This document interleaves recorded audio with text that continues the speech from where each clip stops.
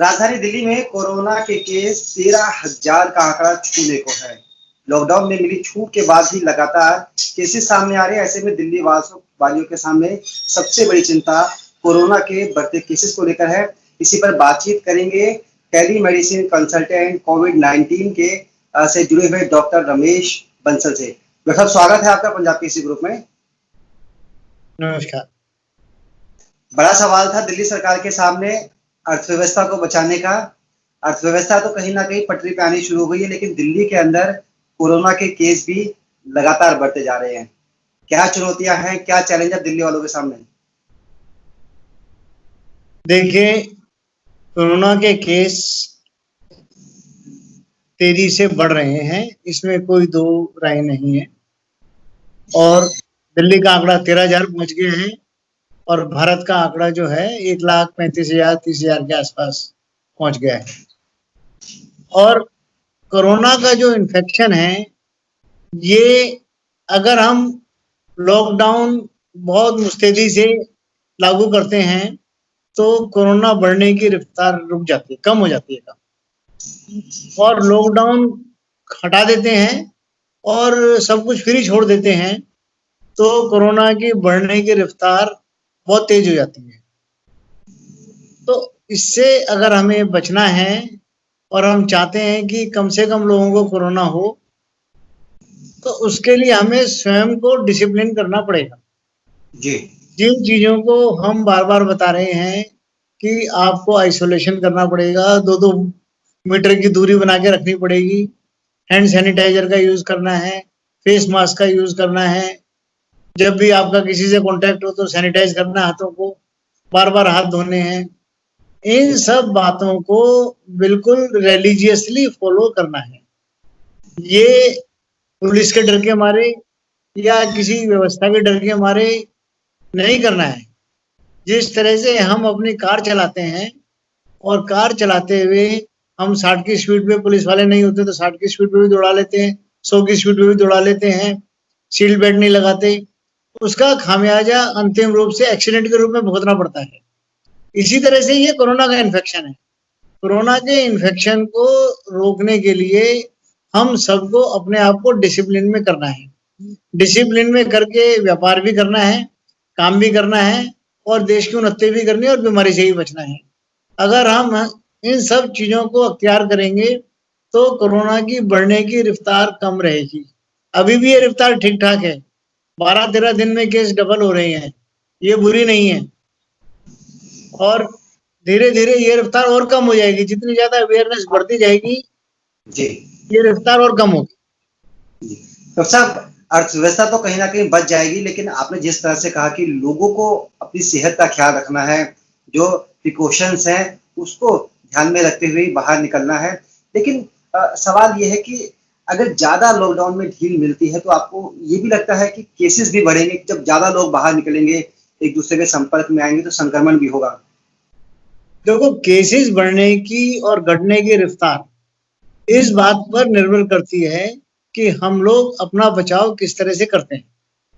इसको कम करने का जो फार्मूला है उसको रिलीजियसली फॉलो करना पड़ेगा, जैसे मैंने बताया। ये हम लोगों की मानसिकता हमें अपनी बदलनी पड़ेगी।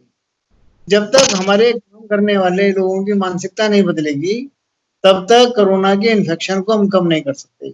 आज चैलेंज ही यही है कि हम लॉकडाउन लगा के घरों में कितने दिन तक बंद कर सकते हैं लोगों को। वो यूटिलाइजेशन नहीं है। एक तरफ हमारी इकोनॉमी को बचाना है, दूसरी तरफ हमें लोगों से कोरोना को भी बचाना है और इंसान को इंसान का इलाज करना है। और हर आदमी चाहता है कि मुझे कोरोना ना हो। तो इन सब बातों को ध्यान में रखते हुए सबसे बड़ा इलाज यही है कि हम लोग पूरी प्रिवेंटिव मेजर्स को सच्चे मन से अख्तियार करें तो कोरोना का बढ़ना निश्चित रूप से कम होएगा। और जब तक वैक्सीन भी आ जाएगी धीरे धीरे और हम कोरोना को कंट्रोल कर पाएंगे। आप ये कहना चाह रहे हैं कि अब हमें कोरोना के साथ रहना सीख लेना चाहिए, जिस तरह से हमारे नेता भी कहते हैं, अगर अर्थव्यवस्था भी चलानी है, लोगों को भी बचाना है, तो इससे बचाव करते हुए इसके साथ हम रहना सीख लें। सवाल ये है कि पहले कहा यह जा रहा था कि अगर ज्यादा गर्मी होगी, ज्यादा हीट होगी तो कोरोना खत्म हो जाएगा या उसका असर कम होना शुरू हो जाएगा। सर 40 से ज्यादा टेम्परेचर है, 42 डिग्री 45 डिग्री तक जा रहा है, लेकिन कोरोना पर उसका कोई असर पड़ता हुआ क्या नजर आ रहा है आपको? आपने बहुत अच्छा सवाल पूछा है। हमने उम्मीद की थी शायद गर्मियाँ आएँगी तो कोरोना का इन्फेक्शन कम होगा, लेकिन ऐसा नहीं है। कोरोना का इन्फेक्शन टेम्परेचर से ज़्यादा संबंध नहीं रख रहा है। हमें सिर्फ़ और सिर्फ़ जो प्रिकॉशंस बताई गई हैं, उनके ऊपर निर्भर रहना है। अपनी इम्यूनिटी बढ़ाने की तरफ ध्यान देना है और विटामिन सी और गर्म पानी पीना और जो आयुर्वेदिक फ़ॉर्मूले भी लोगों ने बताए हैं, उनको आप अपने लागू कीजिए और बचने का प्रयास कीजिए कोरोना से, यही इलाज है। गर्मी के मौसम पे निर्भर होकर हम नहीं चल सकते, हालाँकि आने वाला समय बताएगा। अब टेम्परेचर 40-42 मैक्सिमम टेम्परेचर है, जून में और ज़्यादा बढ़ेगा, ये समय ही बताएगा। लेकिन इस बात की उम्मीद कम है कि टेम्परेचर की वजह से कोरोना खत्म हो जाएगा, ऐसा नहीं लगता। जी। एक सवाल ये है कि सरकार बार-बार कह रही है कि 10 साल से छोटे बच्चे और 65 साल की उम्र के अधिक के बुजुर्ग लोग बाहर ना निकलें। आपको लगता है कि अगर ये लोग घर में रहेंगे तो उनको डबल फायदे होंगे, कोरोना से ही बचेंगे और जो बाहर भयंकर गर्मी पड़ रही है, उससे भी इनका बचाव होगा? हाँ, बिल्कुल, आपने अच्छी बात पूछी है कि 65 साल से बड़े बुजुर्ग और बच्चे 10 साल से छोटे, उन लोगों की बीमारी से लड़ने की क्षमता कम है। उनको डायबिटीज़, दूसरी बीमारियाँ, कोमोrbid बीमारियाँ, हाइपरटेंशन, अस्थमा, सांस की तकलीफ़ें, वो ज़्यादा होती हैं और उम्र की वजह से भी बीमारियों से लड़ने का रेजिस्टेंस कम हो जाता है। और छोटे बच्चे होते हैं, छोटे बच्चों की इम्यूनिटी कम होती है, उनको प्रिकॉशन लेने की भी आदत नहीं होती है और वो खेल-खेल में एक-दूसरे से संक्रमित हो सकते हैं। तो इन 2 कम्युनिटीज़ को हमने बचाना है। एक छोटा बच्चा जो कि डिसिप्लिन में रहने का आदी नहीं है बिल्कुल, सख्ती से जैसे हम चाहते हैं। और एक बुजुर्ग आदमी जो कि अगर उसको कोरोना इन्फेक्शन हो गया, तो उसकी बीमारी को खतरनाक रूप लेने के चांसेस बहुत ज़्यादा हैं। तो जी। उन लोगों को घर में रहने से वो बाहर के वातावरण से भी बचेंगे, गर्मी से भी बचेंगे और बीमारी से भी बचेंगे। और उन लोगों को अनावश्यक रूप से किसी भी वजह से बाहर नहीं निकलना चाहिए और ये बहुत फ़ायदे की सलाह है।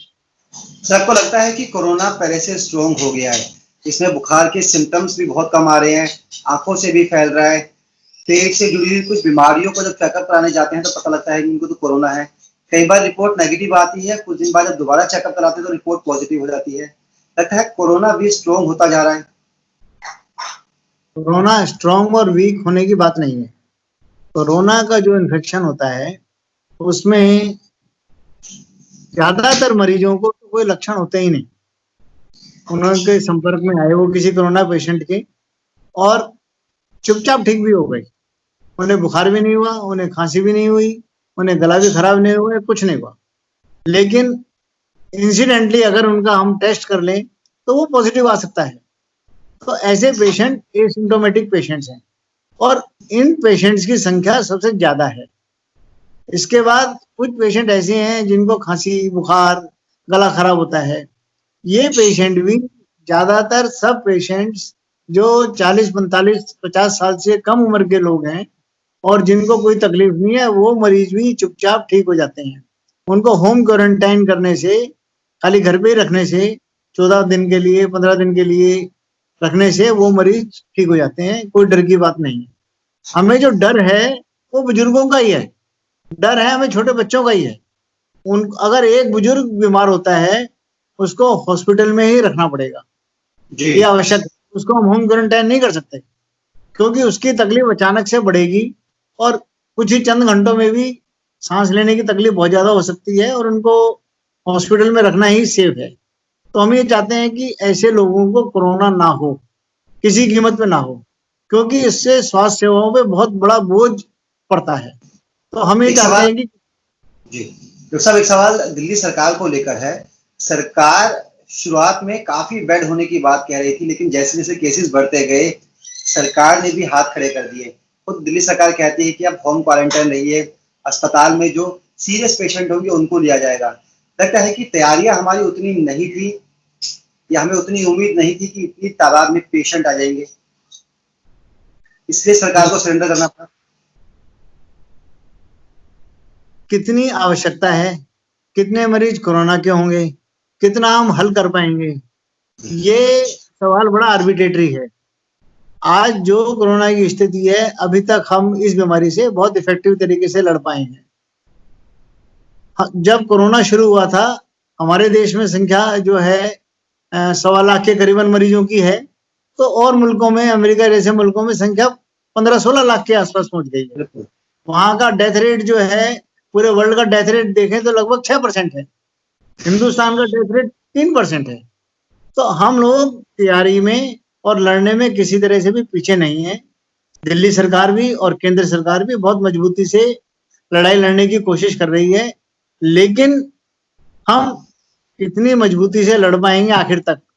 अगर हम कोरोना फैलाते रहेंगे, अगर हम डिसिप्लिन फॉलो नहीं करेंगे, तो जंग जीती नहीं जा सकती। इस जंग को जीतने का सबसे बड़ा हथियार प्रिवेंशन है। अगर हम सोचेंगे कि बेड गवर्नमेंट ने क्यों नहीं अरेंज करे, गवर्नमेंट भी एक उसकी लिमिटेशंस है, उसमें काम करने वाले लोगों की भी लिमिटेशंस है। वो लोगों को, हमें हर चीज को, हर पहलू को समझना होगा। लेकिन इसमें सबसे मजबूत तरीका सिर्फ यही है कि हम लोग, मैं बार बार कह रहा हूँ कि social distancing, hand sanitisation, face mask का खूब मुस्तैदी से यूज करें। ये नहीं आप किसी से मिल भी रहे हो और बिना मास्क लगाए मिल रहे हो, हैंड वॉश भी नहीं कर रहे, तो भाई कोरोना हो गई, फिर कौन बचा सकता है उस आदमी को? हम ये सोचेंगे।